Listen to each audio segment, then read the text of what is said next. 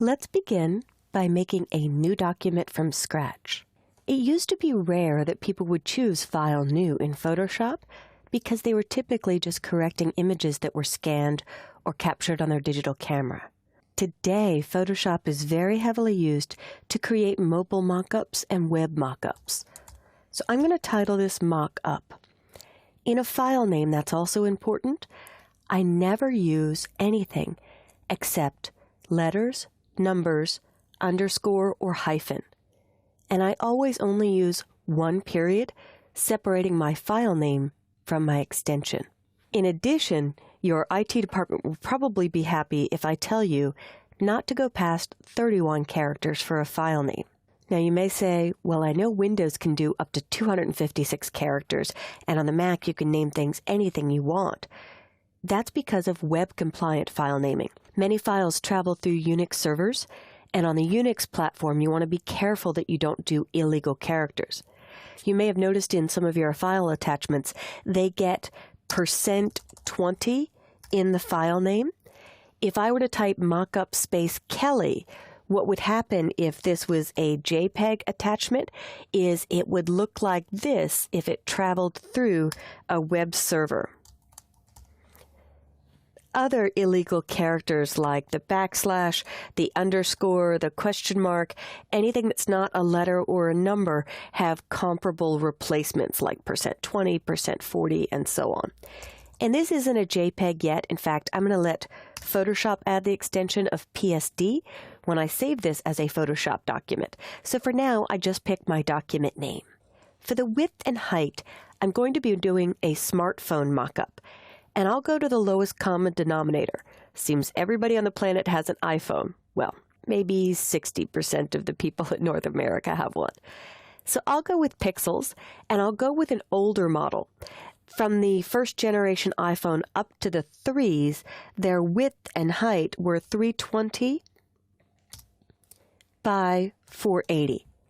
That's also the size of some of the BlackBerry models and some of the HTC models. Now, there are 3 varying resolutions. Every screen on a smartphone has different resolution settings.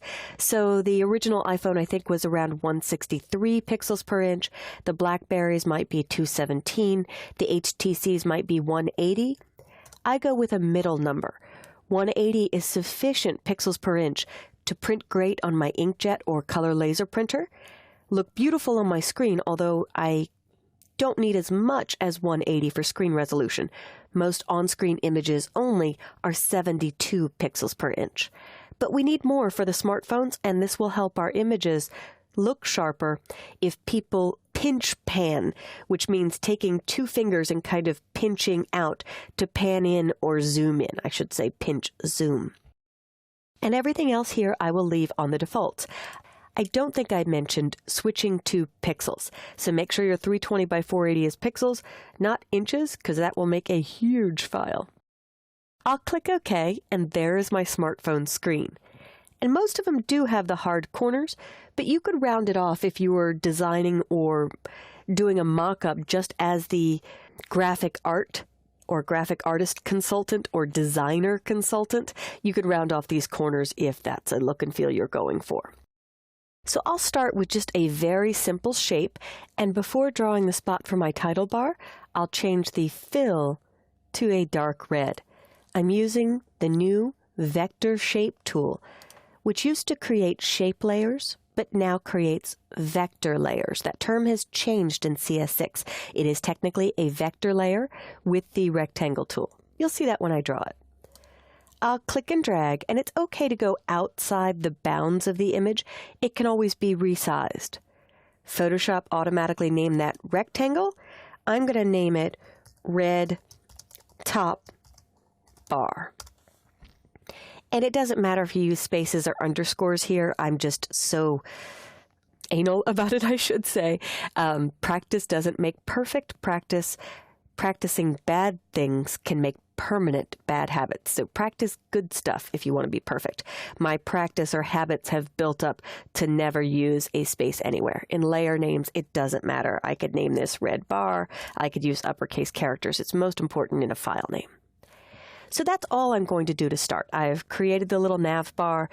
I usually will also grab an image of the top of my iPhone to insert across the top so you get a full mock-up, but this is only the beginning.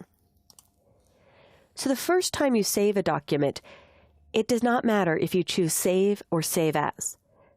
Save As always makes a copy. Since I've never saved this before, Save does the same thing as Save As, which is making your first copy of this document. I will click Desktop on the left, or for the Mac users, if you love shortcuts, Command D will jump you to the desktop. I'll double-click on a Kelly folder that I've created on my desktop for my work. That's what I advise for all class courses. Copy your assets to the desktop, make a folder for your class files on the desktop, and just always go there. That way you won't lose it. I find so many people are naming their files and hitting Return or Enter or clicking Save, and they don't know where they've saved it. Navigate to where you want your file to be before you give it a name. So I'm going to name this Mock-up Home Screen, because I'll have a different Photoshop document for every screen that's going to be in my mobile app. So I'll hit Save. That is saving files. Let's take a look at opening files.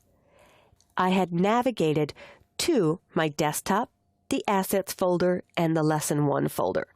So if I want to open a document, Mini Bridge is just the easiest and quickest way. I can double-click on this bridge image to open it up. Single click does not open.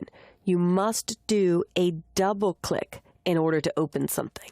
So double clicking, I now have these 3 files open, and the document windows are arranged in tabs. The other thing for the Windows users, on the Windows platform, you'll have your close for the program way up at the upper right corner of the application screen. The close for the document will have an X to the right of each file name. So if I wanted to close Restaurant, on the Mac it's on the left, on Windows it's on the right, I just hit the X. Close Bridge, hit the X. And I chose to save in the PSD format, but if I was finished with this mockup and I'm ready to email a proof to my client, I could do Save As. Save As makes a copy, and when I choose Save As, I'll pick JPEG. JPEG is the most common way to get images back and forth. However, I never save as JPEG the first time. JPEG is a lossy compression, meaning it's trashing data every time you save. If I'm sending mock-ups, I will start numbering them. You will thank me later or thank yourself later for doing this, because you may go through 20 revisions as you're creating this mock-up. Having a number on the file name just lets them know if they're working with the latest one. Some people put the date in the file name if they get only a few a week, but if you might do 2 or 3 revisions in a day, I like the numbering system. And you'll notice it did say this has to be saved as a copy with the selection, because the JPEG will also flatten the layers. So when I hit Save, I can choose a compression ratio, usually between 6 and 8 for web files. At the maximum, my file size would be 37K, which is still tiny. If I type in 8, it's 31K. If I type in 6, it's 29. But at 6 or lower, you'll start to see some JPEG compression noise, visible patterns in your image where it's permanently trashed data. So I'll click OK, and I'm actually still working on the PSD, which is uncompressed and a larger size. So let me explain a little bit about lossy compression. If I double-click on this restaurant image and double-click on Mini Bridge to collapse it, and go to View, Fit on Screen. When Photoshop saves a JPEG, it may look at this wall and decide that 300 pixels in the white can be trashed without losing any quality. So the first save as JPEG trashes 300 pixels worth of data. When I save as JPEG again and change my compression ratio, maybe this time instead of 8, I'm using 7 or 6, it might look at this part of the wall and say, you won't notice if I trash 800 pixels. So now on the second save, you've lost 1100 pixels total. and it gets progressively worse every time you save that JPEG. It's a copy of a copy of a copy. For that reason, PSD is always my master layered document, and I use Save As to make a first-generation JPEG every time. Save As, if you're always working from the PSD, may only throw away 300 pixels, just as a rough example, every time you save. You don't lose 300, then 600, then 800, then 1200. You only use 300 just every time you save, because I'm always starting, in this case, with a PSD file. So I hope that's given you an overview of opening, saving, and creating documents from scratch. There are many other formats to choose, and the primary ones you'll work with will most likely be Photoshop and JPEG. Finally, you can use the old school File Open, and I can hit Desktop or choose Desktop, double-click my Assets folder, double-click my Lesson 1 folder, double-click a file to open it. But what was that, 6 or 8 clicks?